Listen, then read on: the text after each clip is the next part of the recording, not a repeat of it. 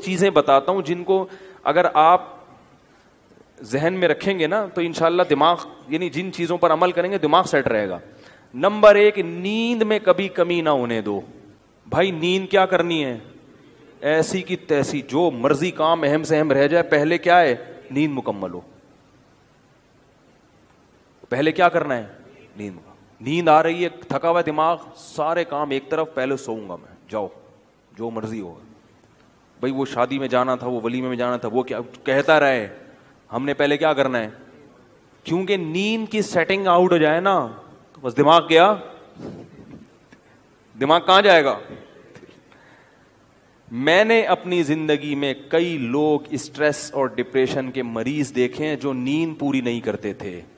نیند اتنی صحت کے لیے ضروری ہے کہ روٹی اور پانی اتنا ضروری نہیں ہے.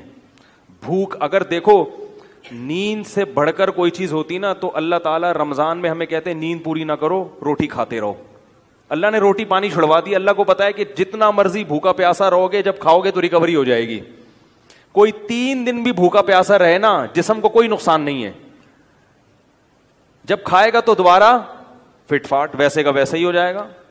لوگ 1 ہفتہ بھی بھوکا پیاسا رہتے ہیں, کوئی بیماری پیدا نہیں ہوتی. کمزوری ہوتی ہے وقتی, جب کھائیں گے پیئیں گے دوبارہ فریش ہو جائیں گے.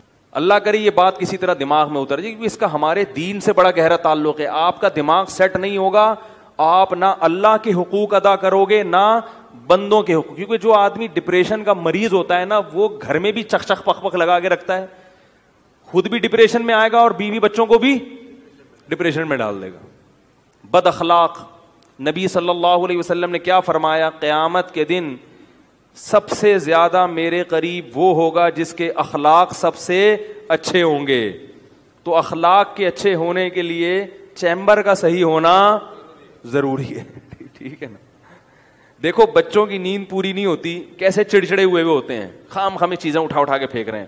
اور جب بچہ رات کو اچھی طرح سو کے صبح اٹھتا ہے, کیسا خوشی خوشی پھر رہا ہوتا ہے, حالانکہ صبح کے وقت اس نے کوئی اخلاق پر بیان نہیں سنا ہوتا. جب اندر سے سیٹ ہوتا ہے نا انسان تو خود بخود خوش مزاج ہوتا ہے, وہ ہر چیز میں دل لگتا ہے اس کا.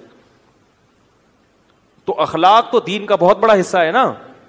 اللہ کی باتیں بھی سمجھ میں آئیں گی. اگر چیمبر ٹھیک نہیں ہے نا تو کوئی اگر کہے کہ بھائی اگر نماز چھوڑ دو گے تو اتنے 1000 سال جہنم میں جلنا پڑے گا, تو آپ پہلے ہی جل رہے ہو, دماغ خراب ہے. بولے یار یہ پتہ نہیں کون سی شریعت ہے یار, ایک تو جہنم میں جلنا پڑے گا یار.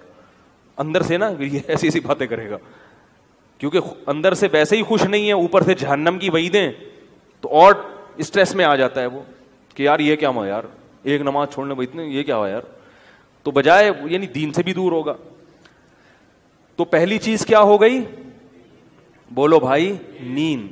نیند پوری کرنے کا مطلب یہ نہیں ہے کہ پوستیوں کی طرح سویا کرو, یہ مطلب نہیں ہے. یہ کیا مطلب ہے وہ میں ابھی بتاتا ہوں. دوسری چیز کیا ہے؟ دوسری چیز ہے ٹینشن نہیں لینی. ٹینشن نہیں لینے کا مطلب یہ نہیں ہے کہ آپ کو کبھی ٹینشن ہوگی نہیں. ہے تو دنیا میں کوئی ایسا شخص ہے ہی نہیں جس کے سارے کام صحیح ہو رہے ہوں. اس پر تو ایک مستقل بیان ہے میرا کہ دنیا میں یعنی انسان جو ہے نا ڈپریشن کا علاج کیا ہے. تو میرے 3-4 بیانات ہیں, وہ آپ تفصیل سنیں. میں ابھی مختصر ایک بات بتا رہا ہوں کہ دیکھو دنیا میں ساری چاہتیں کسی کی بھی پوری نہیں ہوتی. یہ تو ہو ہی نہیں سکتا کہ آپ جو چاہیں وہ ہو جائے. لوگ وزیر اعظم بنتے ہیں, جیل میں چلے جاتے ہیں. حقیقت ہے یہ.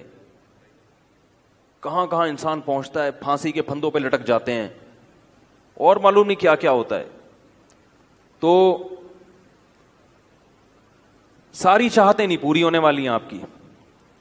تو اب حل کیا ہے اس کا کہ بھائی ہر خواہش پوری کرو, یہ تو ہو نہیں سکتا.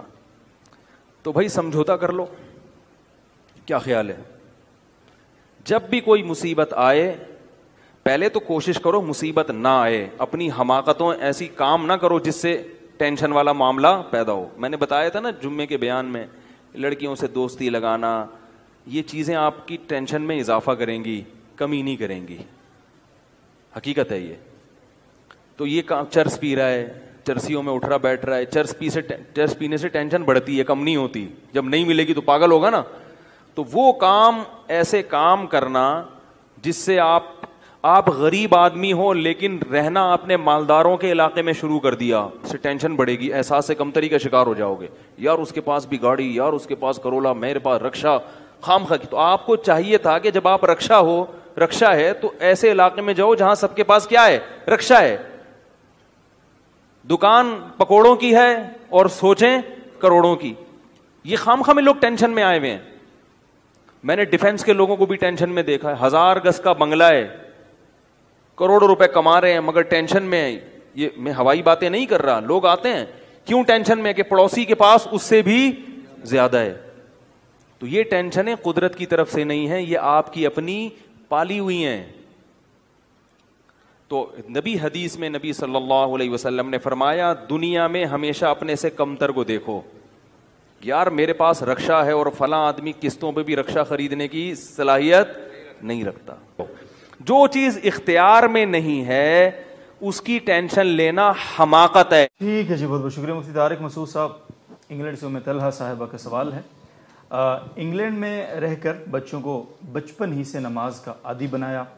بچوں نے کبھی بھی شلوار قمیض کے علاوہ دوسرا لباس نہیں پہنا, کبھی روزہ نہیں چھوڑا, کبھی داڑھی نہیں کٹوائی. لیکن اب کچھ عرصے سے پتہ نہیں کیا ہوا ہے کہ سب کچھ چھوڑ دیا انہوں نے, یہاں تک کہ نماز بھی نہیں پڑھتے. اگر زبردستی کرو تو لڑائی جھگڑا ہو جاتا ہے. کیا اس صورت میں ماں باپ کو گناہ ہوگا جبکہ وہ بالغ بھی ہوں؟ ایسی صورت میں والدین کی ذمہ داری کیا ہے ان حالات میں؟ بسم اللہ الرحمن الرحیم.